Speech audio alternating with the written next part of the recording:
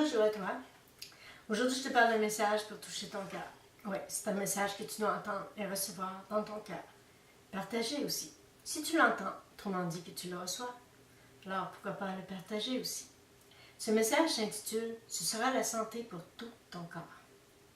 Il est écrit dans le verset Jérémie 7, 23 à 24, dans la Bible français courant. Par contre, je leur ai ordonné ceci. Écoutez ce que je vous dis pour que je sois votre Dieu et que vous soyez mon peuple. Suivez exactement le chemin que je vous indique et vous vous en trouverez bien. Mais ils n'ont pas écouté, ils n'ont pas été attentifs, ils n'ont suivi délibérément leur intention mauvaise. Au lieu de regarder vers moi, ils m'ont tourné le dos. Ouais. Il nous a dit, et ceci est bien écrit dans la Bible, il a précisé exactement, et ce sera la santé pour notre corps. Mais ce n'est pas ce qui se passe pour les enfants de Dieu, non. Ce n'est pas ce qu'ils font, et c'est le pourquoi. Ce n'est pas la santé dans le corps de chacun, dans le corps de Christ non plus. Il faut revenir à Dieu et lui appartenir entièrement. Il est écrit dans le verset Matthieu 22, 36, 40, « Mais quel est le plus grand commandement de la loi? » Jésus lui répondit, « Tu aimeras le Seigneur ton Dieu de tout ton cœur, de toute ton âme et de toute ta pensée. » C'est le premier et le plus grand commandement, et voici le second qui lui est semblable. Tu aimeras ton prochain comme toi-même. De ces deux commandements dépendent toute la loi et les prophètes. Malheureusement, ton prochain n'est pas comme tu veux, et toi tu n'es pas comme ton prochain, et ton Dieu, et tu n'es pas comme ton Dieu te veut. Si tu prends ce verset, où il est écrit dans Matthieu 22, 37, Jésus lui répondit, « Tu aimeras le Seigneur ton Dieu de tout ton cœur, de toute ton âme, de toute ta pensée. » Est-ce vrai? Est-ce ce que tu fais? Lui obéis-tu? Pourtant, tu devrais. Certains disent que oui, mais en réalité, c'est non. Pourquoi je dis cela? Parce que les gens ne font pas la volonté de Dieu intégralement, ne marchent pas sur son chemin honnêtement, non plus. Ne le suivent pas sincèrement, ne suivent pas exactement ce chemin volontairement, son chemin qu'il a tracé et comme il l'a enseigné et ordonné. Si on prend le verset Jacques 2,8, si vous accomplissez la loi royale selon l'Écriture, tu aimeras ton prochain comme toi-même. Vous faites bien. Les gens le font-ils et le comprennent-ils? Non. Et est-ce que toi, tu es capable d'aimer comme notre Dieu nous aime et comme il nous le commande aussi à tous? Non. Pourtant, il est bien écrit dans le verset Romains 13, 9, tu aimeras ton prochain comme toi-même. Amen. Oui, il est écrit dans le verset Galates 5, 14, 15, car toute la loi est accomplie dans une seule parole, dans celle-ci, tu aimeras ton prochain comme toi-même. Mais si vous vous mordez, vous vous dévorez les uns les autres, prenez garde que vous ne soyez détruits les uns par les autres. Amen. Voilà que depuis le début de cette conversation, on peut préciser avec réalité et vérité, et vérifier et certifier que les gens vont toujours à l'encontre de la volonté de notre Dieu, en réalité. Oui. Ce message vient de l'Éternel Dieu pour notre bien, pour bénir les hommes, pour répondre à cette interrogation que bien des gens ont sur leurs lèvres, surtout les enfants de Dieu. Oui, les gens du monde se désintéressent de la volonté de Dieu, malheureusement. Cette interrogation qu'est « Pourquoi tel ou tel verset ne s'applique pas à moi ?» En parlant de celui qui s'interroge. Voici ce qui est écrit dans Proverbe 3, 5, 8. « Confie-toi en l'Éternel de tout ton cœur, ne t'appuie pas sur ta sagesse. Reconnais-le dans toutes tes voies, et il aplanira tes sentiers. Ne sois pas un sage à tes propres yeux, crains l'Éternel et détourne-toi du mal. Ce sera la santé pour tes muscles et un rafraîchissement pour tes os. » Amen. Voilà que beaucoup se demandent pourquoi ce n'est pas la santé en eux. Moi, aujourd'hui, je vous réponds au nom de Jésus, que c'est parce que les gens ne font pas la volonté de Dieu, ne suivent pas exactement le chemin tracé pour eux par Jésus. Dis-tu Amen à ceci? C'est difficile à comprendre et à entendre, mais pourquoi? Parce que les gens n'aiment pas se faire dire quoi faire, ni se faire enseigner et réprimander non plus. Ils ferment leurs oreilles spirituelles, leurs yeux devant la réalité, la vérité, ainsi que la volonté de Dieu. Les gens ignorent la volonté de Dieu pour la plupart. Et là, je veux dire dans ce sens, se fichent réellement et éperdument de ce qu'il dit et ordonne. Que ce soit concernant les hommes de ce monde ou certains enfants de Dieu. De tout ce que l'Éternel a ordonné, combien met en pratique? Combien reçoivent sa volonté, combien de ce qu'il a ordonné est accepté, reçu et mis en pratique. Oui, les gens se fichent éperdument de ce que notre Dieu désire et ordonne, et la raison en est simple, ils veulent vivre leur vie. Certains me diront que c'est faux, alors pourquoi ils mentent, trichent, volent, se rejettent et se critiquent encore après tout ce temps que Jésus est venu en ce monde nous enseigner? Pourquoi ils se font du mal et disent encore du mal les uns des autres? Il faut bien comprendre ce verset dans Jérémie 7,23 de la Bible français courant. Suivez exactement. Ce sera la santé pour votre corps. Oui, il faut suivre exactement. Et ce sera la santé dans notre corps. Notre Dieu a ordonné ceci, il a prévu la conséquence aussi. Même si l'être humain s'en fiche, notre Dieu ne s'en fiche pas. La conséquence est là, elle demeure pour tous les désobéissants à la volonté divine. Toi, que penses-tu de ce verset? Te poses-tu aussi la question, savoir si tu suis exactement le chemin, toi aussi, si tu auras la santé dans ton corps? Ou pourquoi tu ne le suis pas et que tu n'as pas la santé? La réponse est là en toi, mais tu ne le vois pas, ne le comprends pas. Ne le suis pas non plus parce que tu ne le veux pas en vérité et en réalité. La réalité et la vérité est là. Oui, c'est haute. Et tu croyais que toi, tu passerais à côté de la conséquence. Oui, tu pensais que ces paroles données par l'Éternel Dieu ne te concernent pas, ne s'ajustent pas à ta vie. Oui, tu crois que l'obéissance, c'est juste pour les autres, ou du temps de Jésus.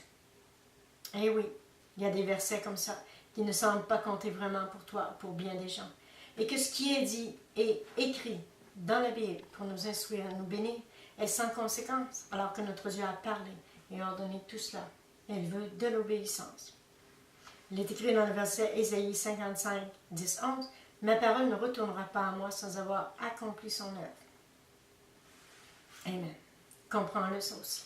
Tout ce que je t'ai dit depuis le début de cette conversation pour te bénir et t'instruire au nom de Jésus, même le commandement de ton Dieu inscrit comme ceci. Il est écrit dans le verset Matthieu 22, 37, Jésus lui répondit, « Tu aimeras le Seigneur, ton Dieu, de tout ton cœur, de toute ton âme, de toute ta pensée. Celui-là, le respectes-tu? » Il est écrit de tout ton cœur. Cela veut dire que tu ne dois pas mettre de côté sa volonté. Ainsi, si tu l'obéis, il te bénira. Comprends ceci maintenant. Il est écrit dans le verset Psaume 37, 4, « Fais de l'Éternel tes délices, te donnera ce que ton cœur désire. » Amen. Voilà que ce n'est pas facile à accepter, à respecter, à voir, à comprendre, à mettre en pratique et à réaliser pour certains qui rejettent parfois sa volonté, n'est-ce pas? Mais est-ce ton cas? Et ton prochain, il y aura beaucoup à dire, n'est-ce pas? Mais toi, est-ce que tu mens parfois? Oui, mais que dis-tu à ce sujet? Connais-tu les 10 commandements de Dieu? Passage un peu long, mais qu'est-ce que quelques minutes pour voir et comprendre si on est dans la volonté de Dieu et si on met en pratique? Il est écrit dans Deutéronome 5, 6 à 21. « Je suis l'Éternel ton Dieu, qui t'ai fait sortir du pays d'Égypte, de la maison de servitude. Tu n'auras point d'autre Dieu devant ma face, tu ne te feras point d'image taillée, de représentation quelconque des choses qui sont en haut et dans les cieux, qui sont sur la terre en bas, et qui sont dans les eaux plus bas que la terre. Tu ne te prosterneras point devant elles, tu ne leur serviras point, car moi, l'Éternel ton Dieu, je suis un Dieu jaloux, qui punit l'iniquité des pères sur les enfants jusqu'à la 3e et la 4e génération de ceux qui me haïssent, et qui fait miséricorde jusqu'en 1000 générations à ceux qui m'aiment et qui gardent mes commandements.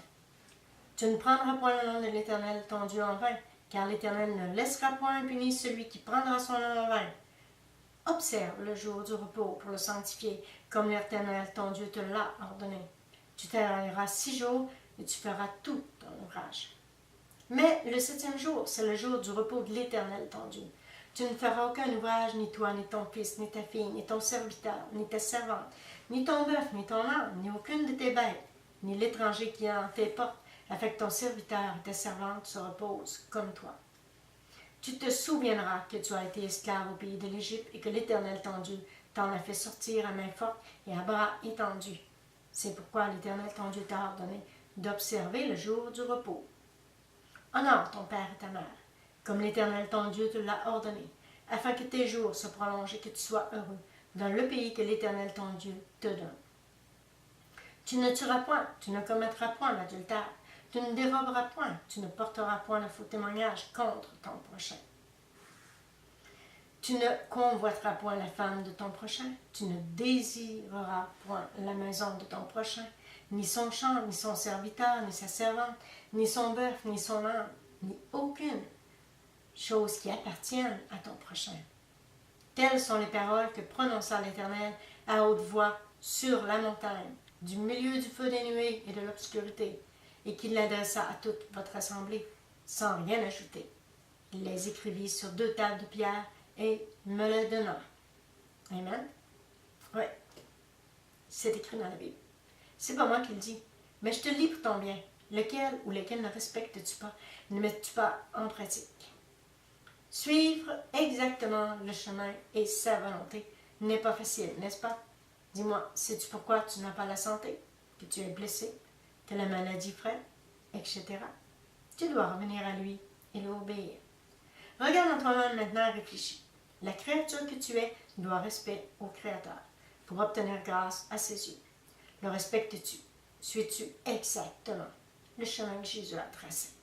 Reçois-tu sa volonté dans ta vie? Fais-tu sa volonté? Mets-tu en pratique au jour le jour? Je veux dire tous les jours de ta vie. Pense à ce message et tu comprendras pourquoi tu attends. Pourquoi notre Dieu ne te répond pas? Pourquoi ta bénédiction, ta guérison tarde à venir? Un autre passage un peu long, mais qu'est-ce que quelques minutes pour voir et comprendre si on est dans la volonté de Dieu et si on met en pratique? Il est écrit dans Ésaïe 59, 1-13, « Non, la main de l'Éternel n'est pas trop courte pour sauver, ni son oreille trop dure pour entendre. Ce sont vos crimes qui mettent une séparation entre vous et votre Dieu. Ce sont vos péchés qui vous cachent sa face et l'empêchent de vous écouter. Car vos mains sont souillées de sang et vos doigts de crime. Vos lèvres profèrent le mensonge. Votre langue fait entendre l'iniquité. Nul ne se plaint avec justice, nul ne plaide avec droiture. Ils s'appuient sur des choses vaines et disent des faussetés. Ils conçoivent le mal et enfantent le crime. Ils couvrent des œufs de basilic et ils tissent des toiles d'araignée. Celui qui mange de leurs œufs meurt, et si l'on en brise un, il sort une vipère. Leurs toiles ne servent point à faire un vêtement, et ils ne peuvent se couvrir de leur ouvrage. Leurs œuvres sont des œuvres d'iniquité, et les actes de violence sont dans leurs mains. Leurs pieds courent au mal, et ils ont hâte de répandre le sang innocent. Leurs pensées sont des pensées d'iniquité. Le ravage et la ruine sont sur leur route. Ils ne connaissent pas le chemin de la paix, et il n'y a point de justice dans leur voie. Ils prennent des sentiers détournés. Quiconque y marche ne connaît point la paix. C'est pourquoi l'arrêt de délivrance est loin de vous, et le salut ne nous atteint pas. Nous attendons la lumière, et voici les ténèbres, la clarté, et nous marchons dans l'obscurité. Nous tâtonnons comme des aveugles le long d'un mur, nous tâtonnons comme ceux qui n'ont point Dieu. Nous chancelons à midi comme de nuit. Au milieu de l'abondance, nous ressemblons à des morts. Nous grondons tous comme des ours, nous gémissons comme des colombes. Nous attendons la délivrance, elle n'est pas là. Le salut, il est loin de nous. Car nous transgressons. Nos transgressions sont nombreuses devant toi, et nos péchés témoignent contre nous. Nos transgressions sont avec nous, et nous connaissons nos crimes. Nous avons été coupables et infidèles envers l'Éternel. Nous avons abandonné notre Dieu. Nous avons proféré la violence et la révolte. Conçu et médité dans le cœur des paroles de mensonge, et la délivrance s'est retirée. Et le salut se tient éloigné. Car la vérité trébuche sur la place publique et la droiture ne peut approcher. La vérité a disparu. Celui qui s'éloigne du mal est dépouillé. L'Éternel voit d'un regard indigné. Il n'a plus de droiture. Il voit qu'il n'y a pas un homme. Il s'étonne de ce que personne n'intercède. Alors son bras lui vient en aide et sa justice lui sert d'appui. Il se revêt de justice comme d'une cuirasse et il met sur sa tête le casque du salut. Il prend la vengeance pour vêtement. Il se couvre de la jalousie comme d'un manteau. Il rendra à chacun selon ses œuvres. La fureur à ses adversaires, l'appareil à ses ennemis. Il rendra l'appareil aux îles. On craindra le nom de l'Éternel depuis l'Occident et sa gloire depuis le soleil levant. Quand l'ennemi viendra comme un fleuve, l'Esprit de l'Éternel le mettra en fuite. Amen. Que dire? Qui peut dire Amen? Oui, c'est écrit dans la Bible. Ce n'est pas moi qui le dis. Je te le dis et je te le lis pour ton bien. Écoute ce que te dit l'Éternel, ton Dieu. Je t'aime, dit le Seigneur. Amen. Toi, l'aimes-tu? Qu'attends-tu pour faire sa volonté, la recevoir dans ta vie et vivre comme il désire, pour suivre exactement le chemin tracé par Jésus? Pense à cela. Oui, pense à cela. Et ta vie sera différente. Voilà ce qu'il voulait dire à ton cœur. Et va en paix. Reçois ton Dieu et vis pour ton Dieu. Et comme ton Dieu le désire, il exige de nous tous. Reçois ce message de l'Éternel Dieu pour te bénir. Sois béni en Jésus et sois confiant, car ton Dieu est là aussi pour toi. Va en paix maintenant. Et réfléchis bien à ce message pour ton bien. Oui, réfléchis bien à tout ce que je t'ai dit, à sa demande et en son nom. Passe une belle journée, remplie de sa paix, de sa joie, de son amour. Amen.